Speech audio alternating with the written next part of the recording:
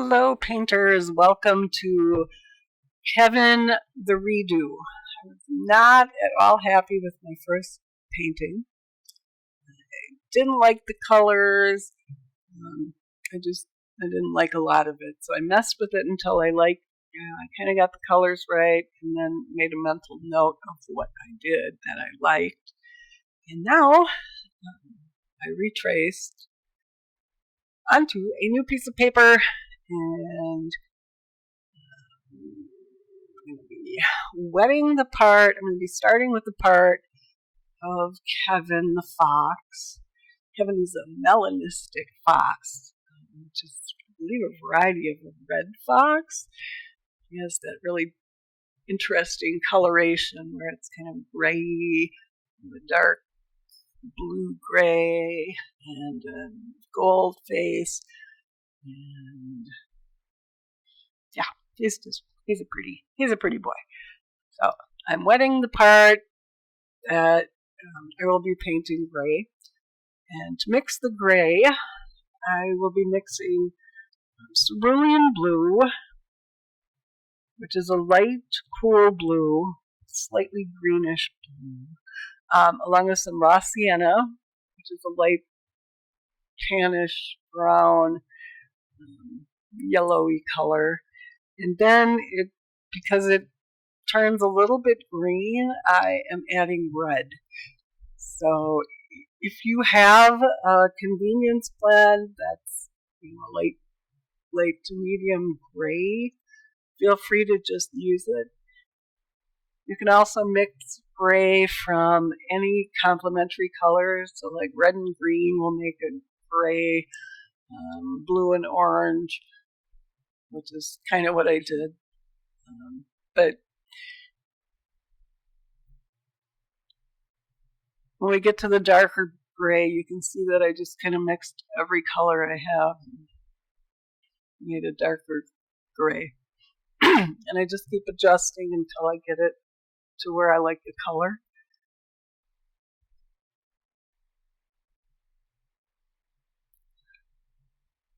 Now, as far as I know, there is no gray pigment. If you buy a convenience blend of gray, it will be a couple different colors mixed with usually titanium white, and they'll be a little bit opaque. So if you mix your own, you can get the nice, get the properties you want with the paint. So here you can see I mixed granulating colors, so it's going to get that kind of speckly, granulated look that I like on animals.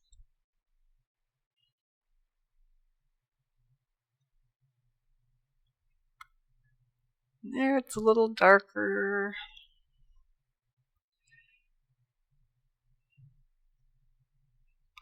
I'm pretty much working in layers. And I put paint on and then lift it off, and then put more on, lift it off.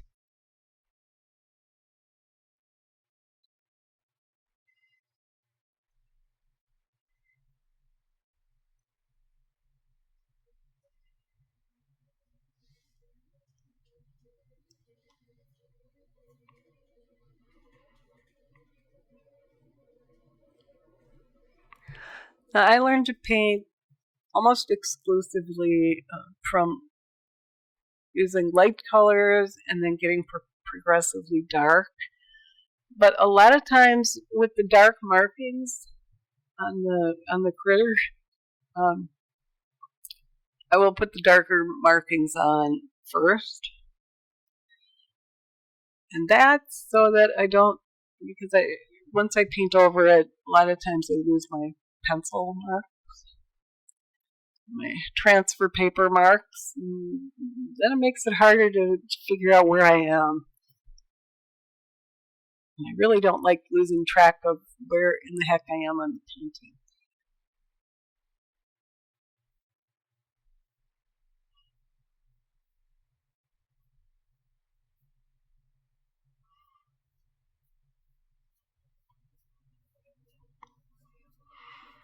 So I'm just going to use progressively thicker paint.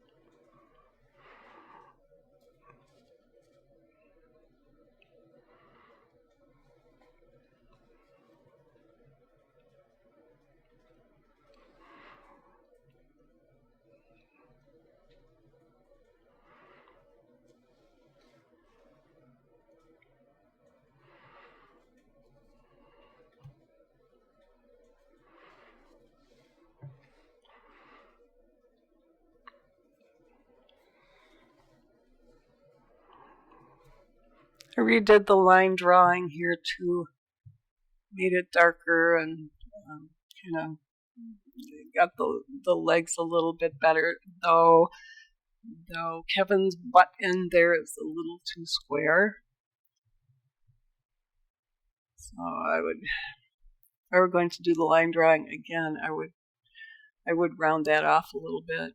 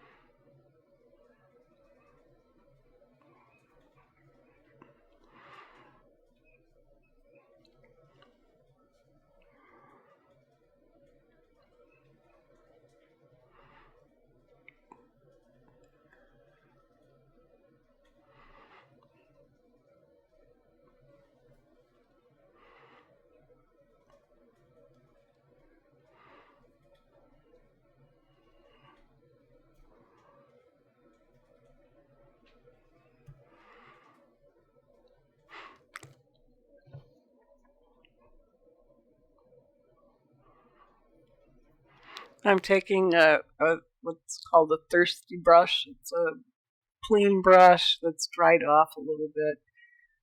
And I usually use a tissue Kleenex and dry off the brush. And if you paint with a dry brush, it picks up the paint.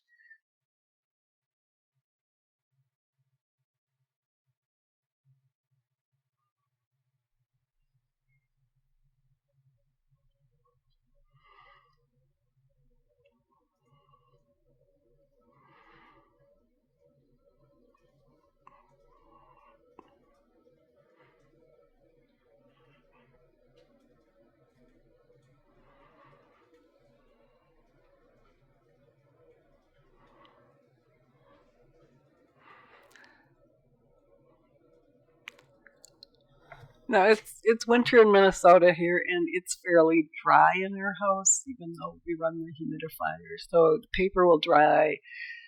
Paper's got to be getting pretty dry after 10 minutes. So it's okay though, because I'm at the point where I want to put in some darker markings, and paint on my palette is drying and getting thicker. The paper is drying, so it won't spread out as much as when it's wet. I'm almost done here using the lighter shade of gray. And now I'm going to go mix up a darker shade of gray. So I'm using a bunch of colors, and I'm going a little crazy here. So I'm using ultramarine, which is a darker blue. some raw sienna, some burnt sienna, and then because it gets too green, I add in some red, and then it gets too red, so I add in some green. Finally, I just threw in some neutral tint and some shadow violet to get it dark enough the way I want it. Now I could just use black. Like lamp black is a nice granulating color, but the fox, what I can see of the fox in the reference photo is it's kind of a dark purple gray. So really I could use shadow violet, I could use neutral tint, or I could make it easy on myself and just use black and use more dilute black in the lighter parts. I don't know, my watercolor teachers have always said that makes for a boring painting. And, watercolor, we do not want to be boring. You mix the colors, you get a little bit of a livelier color. Anyway, I've sped this way up because I am futzing and futzing and futzing and mixing. And like I said, it's got half of my palette in there. But it turns out nice.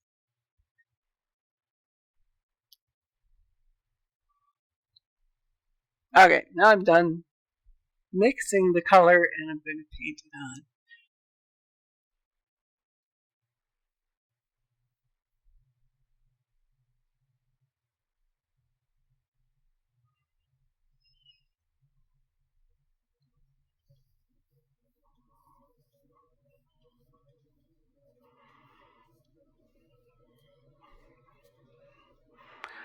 And I painted on, well, you'll see.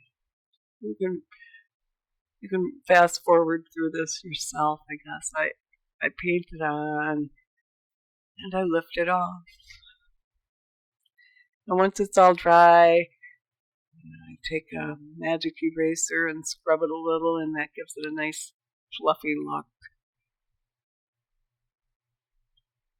I don't know, I really enjoy painting fluffy critters.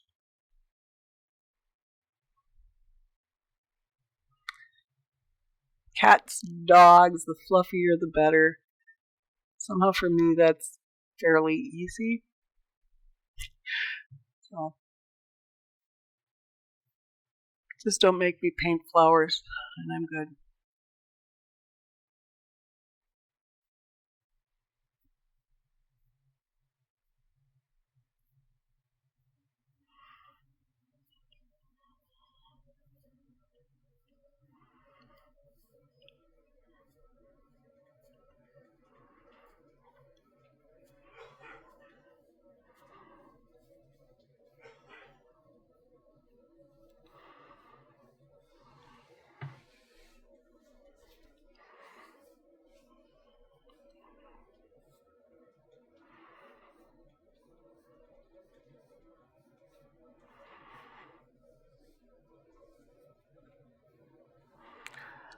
Darkening around the eyes.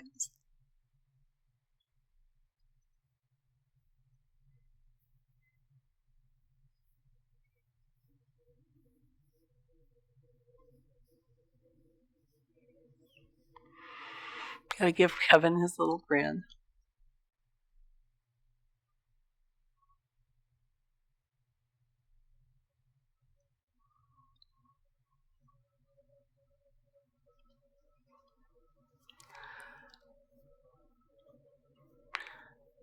His legs are funny in the reference photo, and I tried to straighten that out a little bit more in the second line drawing. But when I get to the end and add a background, I'm going to make the legs not very prominent. To try to lose them a little bit into the background, so that's not what people are looking at. Really, when you paint an animal, you want people to look at their face. You want them to see the eyes, the expression.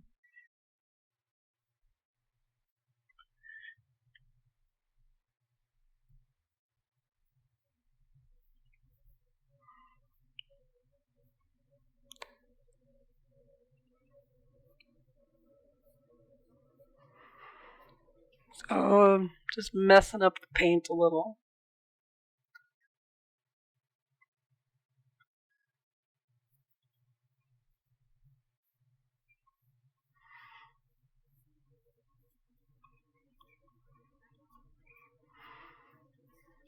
And to make fluff on an animal, you just need to let the paint do its thing and torture the paper.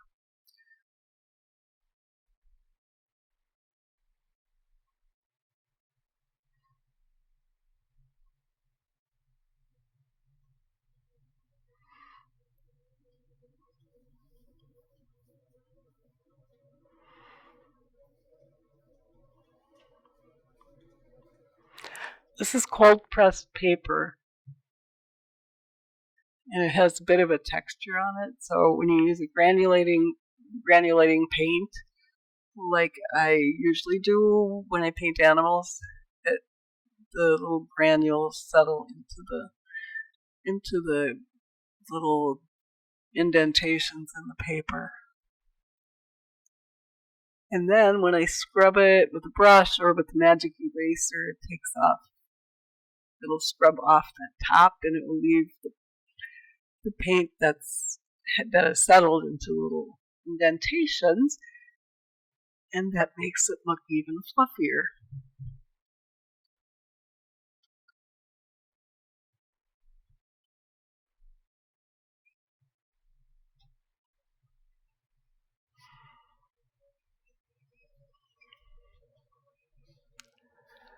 Now I've got the scrubber brush.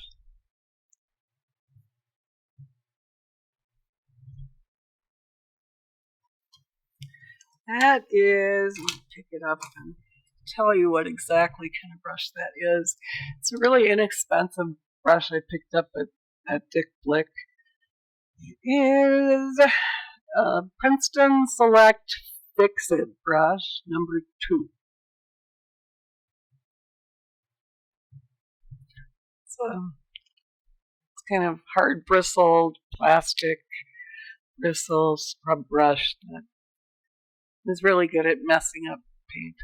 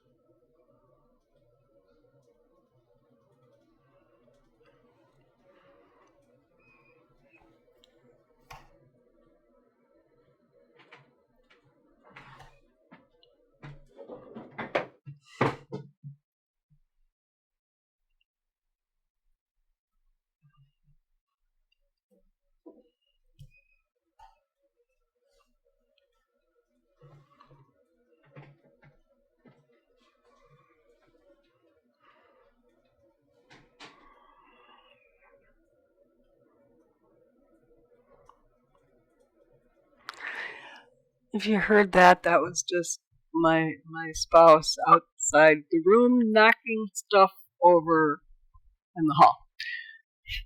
I have the door shut, so you won't usually come in and talk to me with the door shut. So I don't know.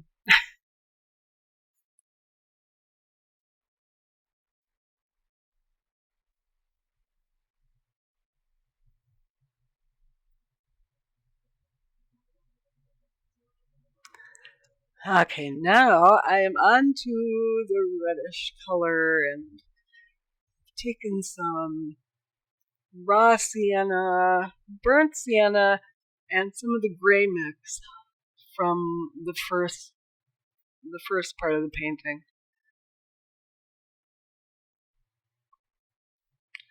And that will give me a nice gold color that isn't so overpowering like in the first version I did of Kevyn the Fox.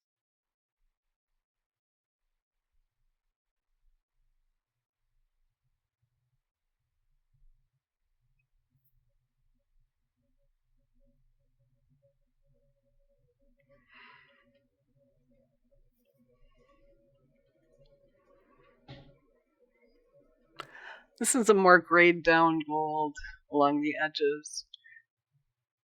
It will be more intensely red gold as I work my way to the middle.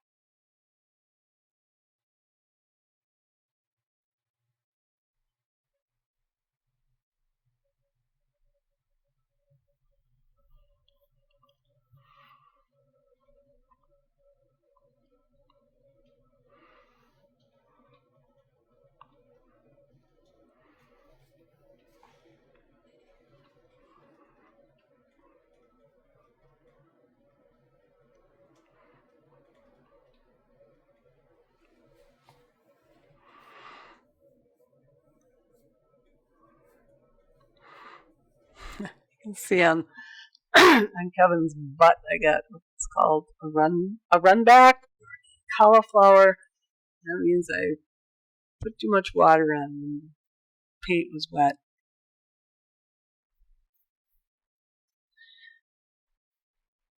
So I'll fix it. I'll fix it later. It's not a big deal.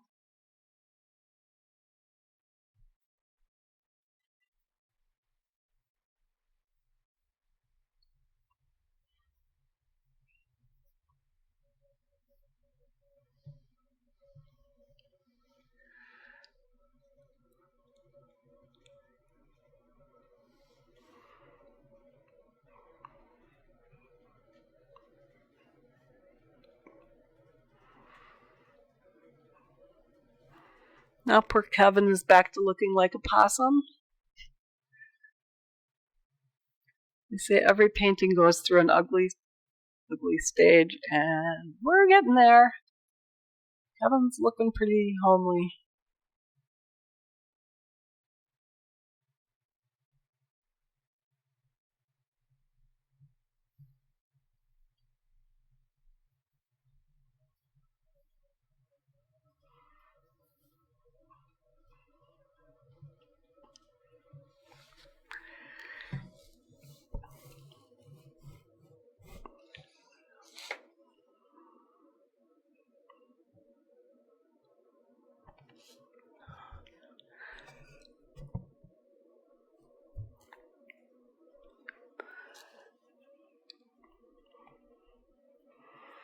Just darkening the marks around the eyes.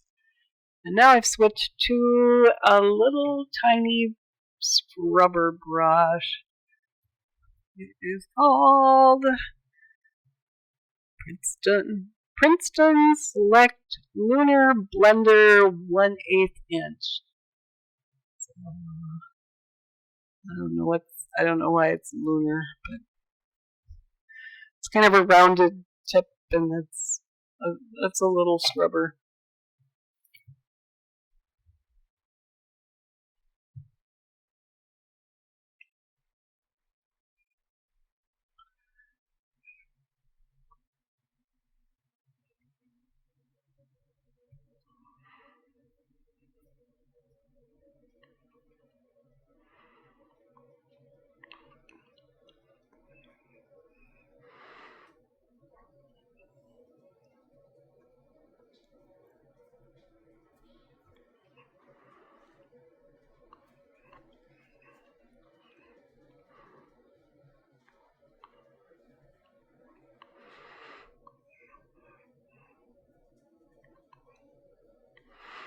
Okay, now I'm using stronger paint in that little cauliflower run back thing I made, and it will go away.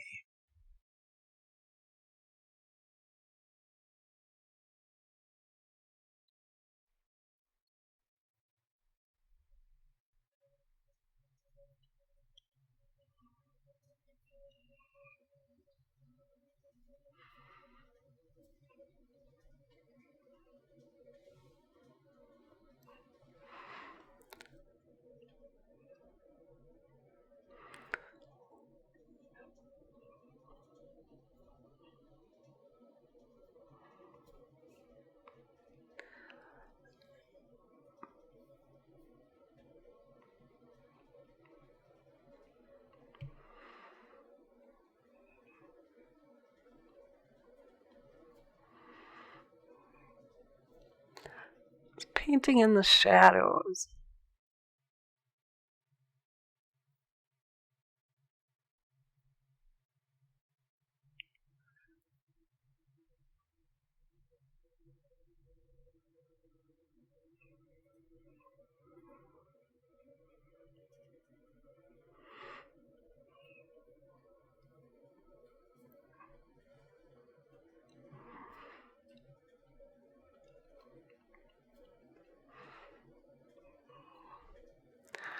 You can see already his pointed little rear end is getting more, starting to look like fur.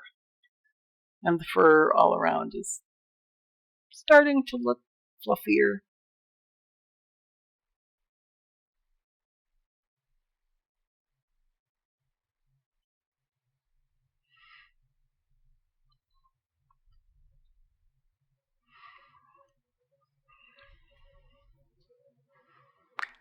And now I've mixed some birth sienna with some Indian red.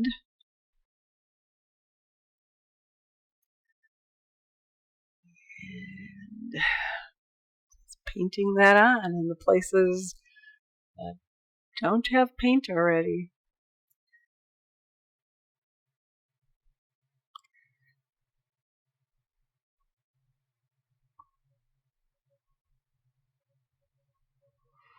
Now I'm painting him with much, much brighter color than he actually is in the photo. Because I like painting, I like the bright reddish colors. I didn't use quinacridone burnt scarlet because I didn't want him that bright. I use that color a lot in foxes. But it's a little bit toned down from the brightest of the bright colors I use.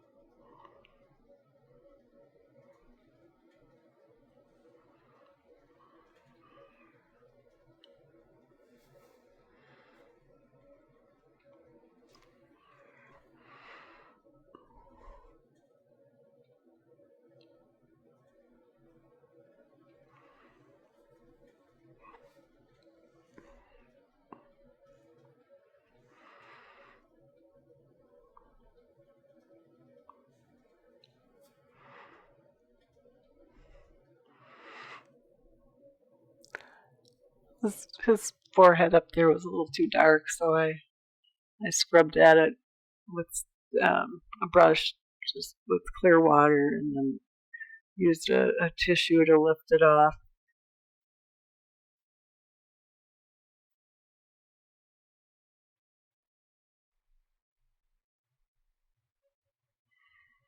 Oh, and finally the eyes.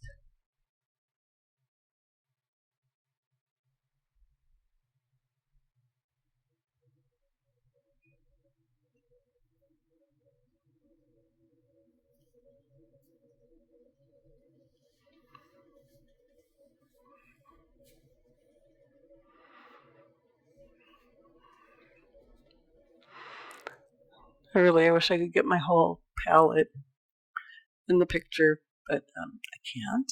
So I just use some raw sienna and some quinacridone gold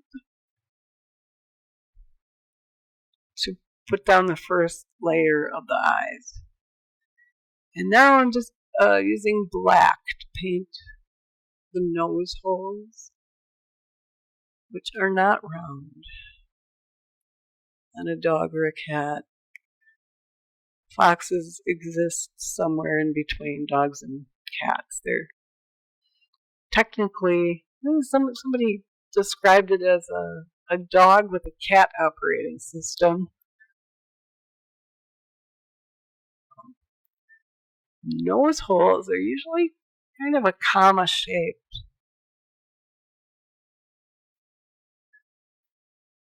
So in this case, again, I'm putting in the darkest markings first, because if I paint the usual nose color, then I can't see the nose hole markings. So just put those in first.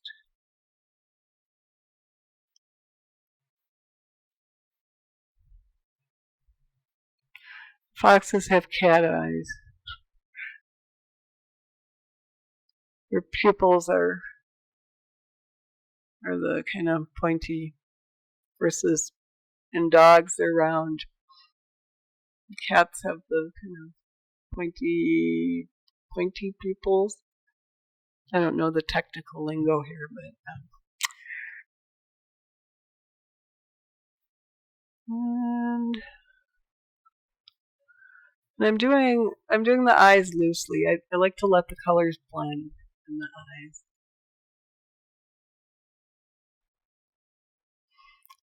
And I could mask out highlights using masking fluid or masking pen, but I'll go back at the end and add highlights back in with a white pen.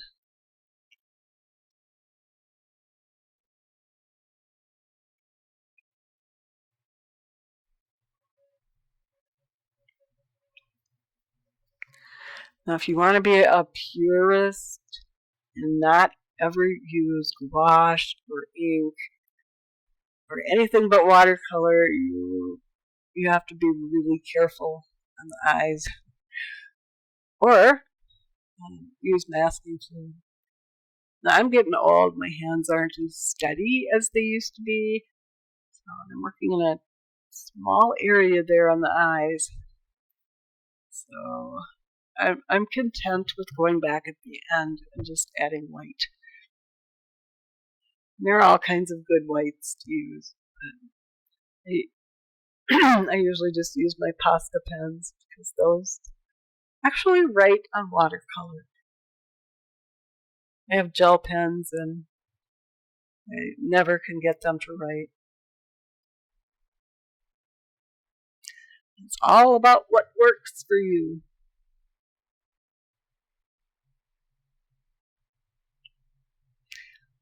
You don't have to do it my way or anybody's way.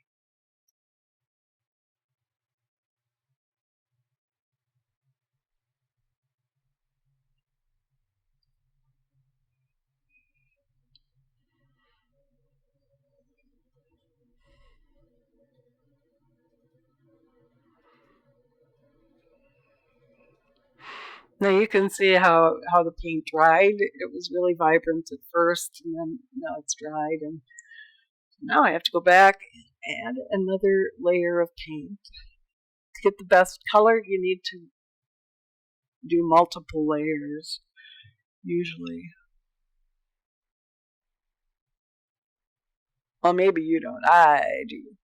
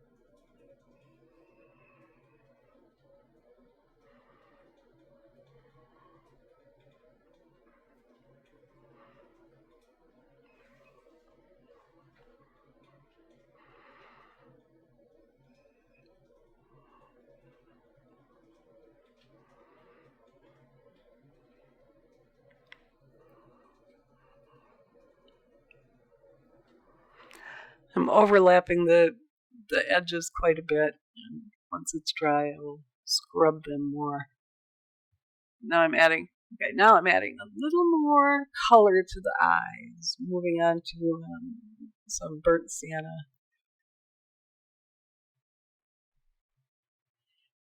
Mix some colors together. It gives it a good unity.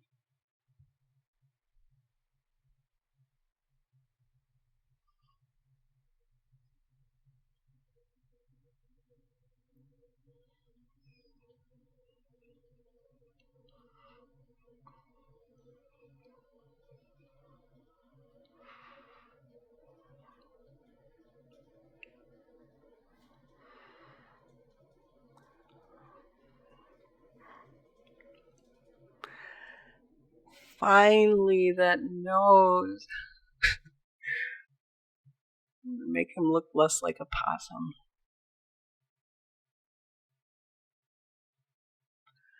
I'm using a Daniel Smith color called Moon Glow to paint the nose.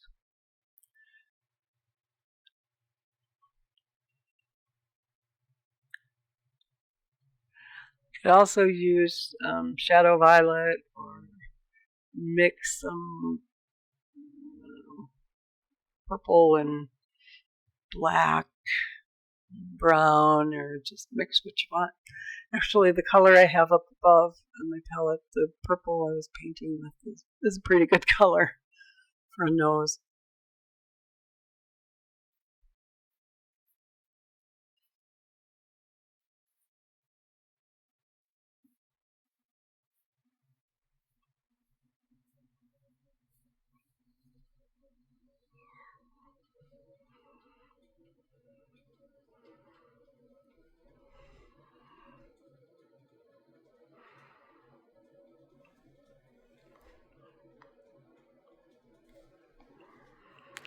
He looks so much better already with that nose painted.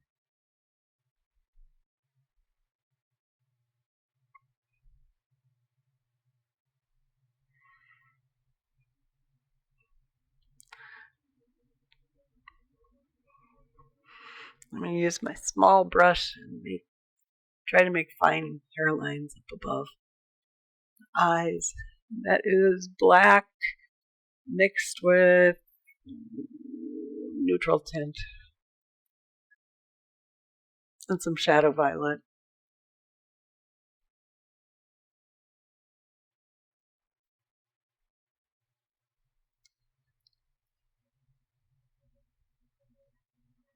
It's basically palette dirt.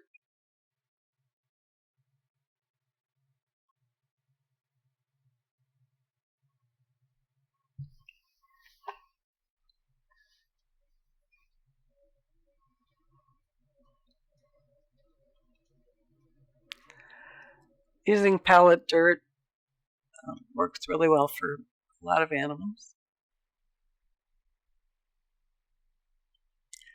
because animal fur is rarely one color, so just have kind of these mixed together colors.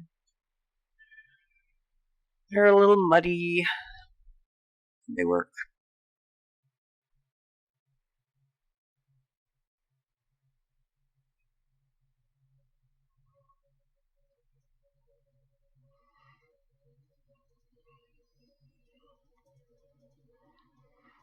That's my number one round Dainayu sable.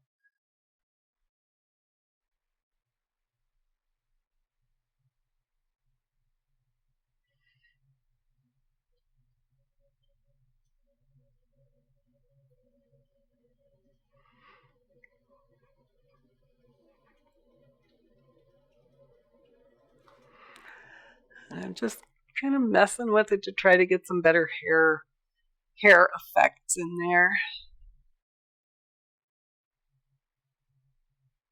You don't need to paint in every single hair. Obviously, that would take months. I mean, some people do. So I see that more with pastel painters. It looks like they painted in every single hair, and it's fantastic, but that would drive me crazy.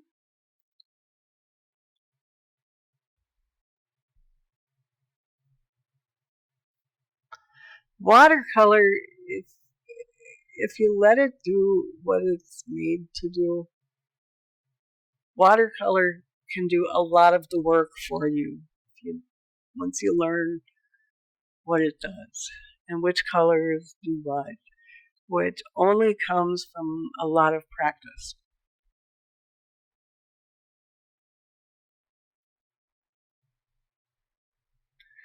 Just going to get that outline around the ears.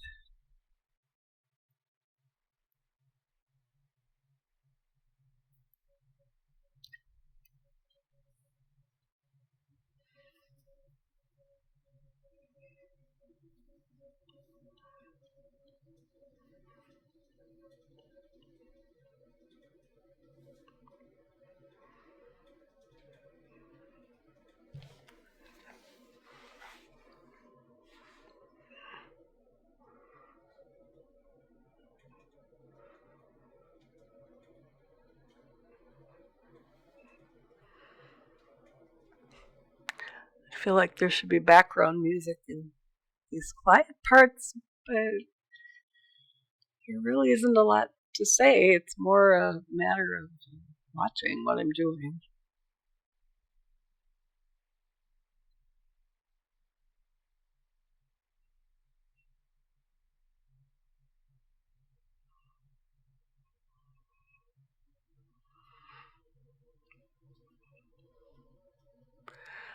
I'm just using the brush. It's probably more abusing the brush. I just kind of have it splayed out, get a little bit of color, and just kind of smash it onto the painting.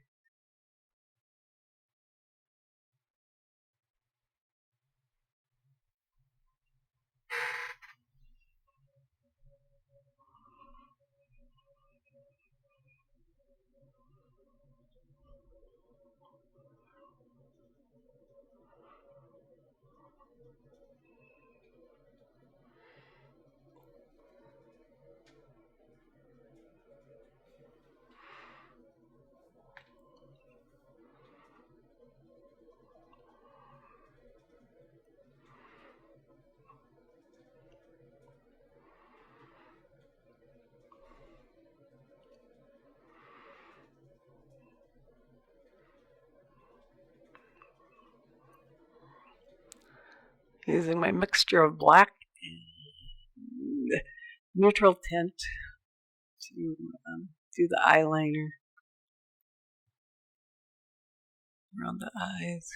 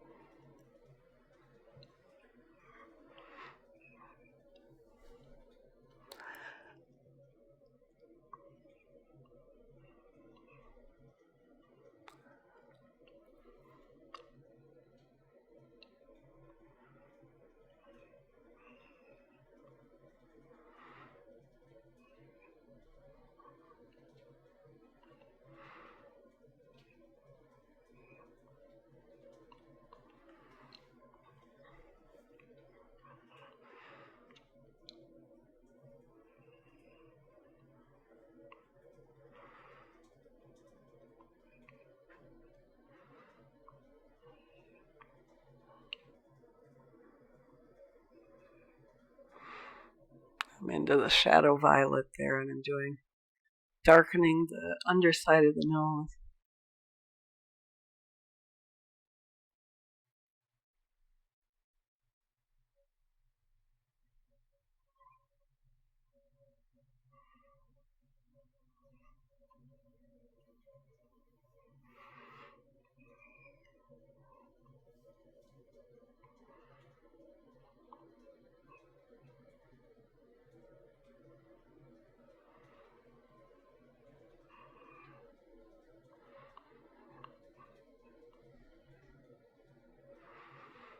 Back to the eyes.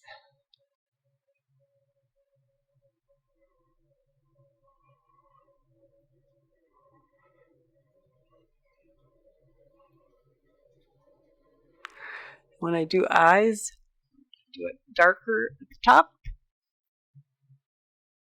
I like to let the black bleed together with the eye color a little bit.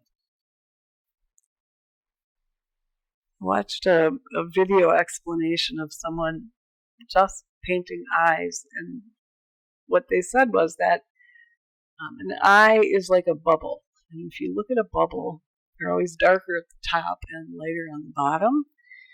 So I usually do the eyes in a couple layers. It gives a more vibrant look. If you ever look at someone's eyes, they're never, I don't know, maybe not never, a pure color. Usually animal eyes are a mix of golds and browns and sometimes greens. So I will keep dabbing at them and adding color until I get the look I want. Now you can see I've got my pasta pen and I'm putting in some of the ear hairs, the eye highlights back in. Almost done here.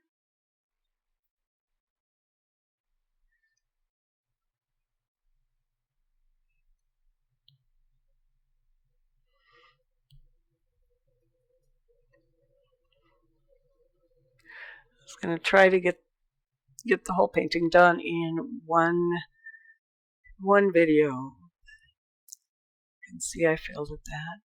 And I'm just drawing in some of the hairs with white, smudging them with my fingers, make them look more natural.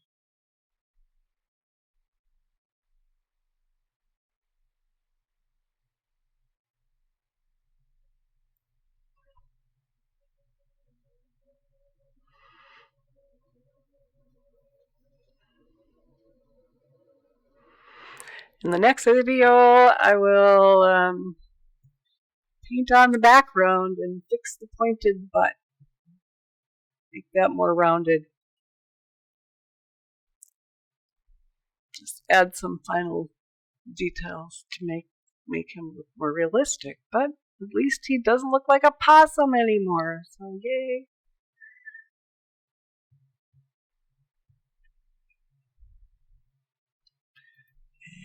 And I will see you hopefully in the next video.